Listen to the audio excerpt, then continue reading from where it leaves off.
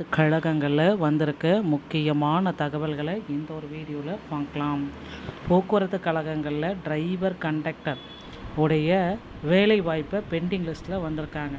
So இந்த டிசிசி உடைய பணி நியமனங்களில் முறைகேடுகள் அப்படின்றது வந்தாச்சுங்க. இந்த முறைகேடுகளை எப்போ தவிர்க்க போகிறாங்க? டிசிசியுடைய 850 பேருக்கு புதிய நியமனம் எப்பொழுது வழங்க போகிறாங்க? 2026 டிஎன்எஸ்டிசியில் 1,20,000 பேருந்துகள் வாங்கப்படும் அப்படின்றத சொல்லிகிட்ருக்காங்க. ஆண்களுக்கும் பேருந்து இலவசன்ற அறிவிப்பு விரைவில் வர இருக்குது.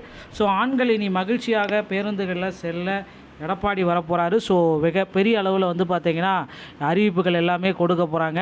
ஸோ எது எப்படியோ ஆண்களுக்கு இலவசம் பேருந்துன்றது எல்லாருக்குமே ஒரு மகிழ்ச்சியை தரக்கூடிய ஒரு செய்தி அப்படின்றத நம்ம சொல்லலாம். ஸோ இப்போ போக்குவரத்து கழகத்தில் 1,20,000 பேருந்துகளை கொள்முதல் செய்கிறாங்க அப்படின்னு சொல்லிகிட்ருக்காங்க. ஸோ கிட்டத்தட்ட அப்படி பார்க்குறப்ப 25,000 டிரைவர் கண்டக்டர்கள் எடுக்க போகிறாங்க. ஸோ டிரைவர் கம் கண்டக்டரே பார்த்திங்கன்னா ஒரு 10,000 பேரும், டிரைவர் தனியாக கண்டக்டர் தனியாக மீதி 15,000 பேர் எடுக்க போகிறாங்க.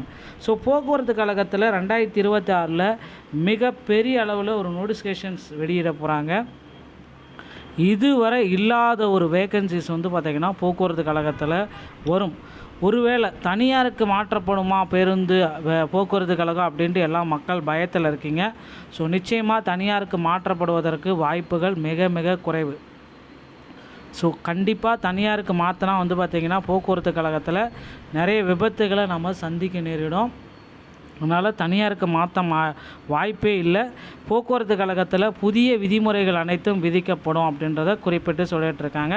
ஏன்னா இலவச பேருந்துகள் அப்படின்னு தொடர்ந்தால் பயணிகளை நடத்துவதில் டிரைவர் கண்டக்டர்களுக்கு பயிற்சி நிச்சயமாக கொடுக்க போகிறாங்க. ஸோ எப்படி ஒரு ஆண் பயணி எப்படி நடத்தணும், எப்படி ஒரு பெண் பயணி எப்படி நடத்தணும், ஸோ அந்த மாதிரி சில பயிற்சிகள் எல்லாமே டிரைவர் கண்டக்டருக்கு கொடுக்க போகிறாங்க. ஏன்னா இலவசங்களில் பயணிகளுக்கு எந்த விதமான தொந்தரவும் இருக்கக்கூடாது. ஸோ இலவசமாக ஓசியில் பஸ்ஸில் ஏறி வர அப்படின்னு அமைச்சர் சொன்னது மாதிரியெல்லாம் இருக்கக்கூடாது. இனி வரும் காலங்கள் பார்த்திங்கன்னா போக்குவரத்து கழகத்தில் திறம்பட செயல்படணும். புதிய போக்குவரத்து துறை அமைச்சர் பார்த்திங்கன்னா இதற்கு பொறுப்பேற்று சில முக்கிய முடிவுகளை அடுத்த வாரத்தில் வெளியிடுவாங்க அப்படின்றத நம்ம எதிர்பார்க்கலாம்.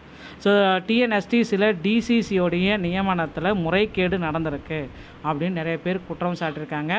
முறைகேடுனா எப்படி அப்படின்னு பார்த்தீங்கன்னா நிறைய மெரிட் லிஸ்ட் கேண்டிடேட் பார்த்திங்கன்னா இன்னும் அவங்களுக்கு அப்பாயின்மெண்ட் ஆர்டர் வழங்கலை அப்படின்னு சொல்லிகிட்ருக்காங்க. அது ஒரு பக்கம் இருந்தாலும் போக்குவரத்து கழகத்தில் டிரைவர் கண்டக்டருடைய தேவைகள் நாளுக்கு நாள் அதிகரிச்சுட்டே இருக்குது. தற்காலிக ஓட்டுநர்களே தற்சமயம் பார்த்திங்கன்னா 25,000 பேர் எடுத்து வச்சுருக்காங்க. ஸோ இவங்க எல்லாமே பார்த்திங்கன்னா இப்போ பணிமனையில் அங்கங்கே பேருந்துகளை ஓட்டிகிட்டு இருக்காங்க. இதுவும் எல்லாத்துக்குமே தெரியும். இந்த 850 பேர் டிசிசியோடைய நியமனம் எலெக்ஷன் ரிசல்ட்டு முடிஞ்ச உடனே, ஸோ நாளைக்கு எலெக்ஷன் ரிசல்ட்டுனால் நாளை மறுநாளே இதுக்குண்டான போஸ்டிங் எல்லாமே உங்கள் வீடு தேடி வந்துடும் அப்படின்ட்டு எதிர்பார்க்கலாங்க. ஸோ தமிழக அரசு போக்குவரத்து கழகத்தில் இந்த மாதிரி செய்திகளை நீங்கள் உடனுக்குடன் பெறணும் அப்படின்னு நீங்கள் நினச்சிங்கன்னா நம்முடைய சேனலை சப்ஸ்கிரைப் அண்ட் பெல்லை கிளிக் பண்ணி வச்சுக்கோங்க. மீண்டும் ஒரு நல்ல தகவலோடு நான் உங்களை சந்திக்கிறேன். நன்றி, வணக்கம், தேங்க்யூ.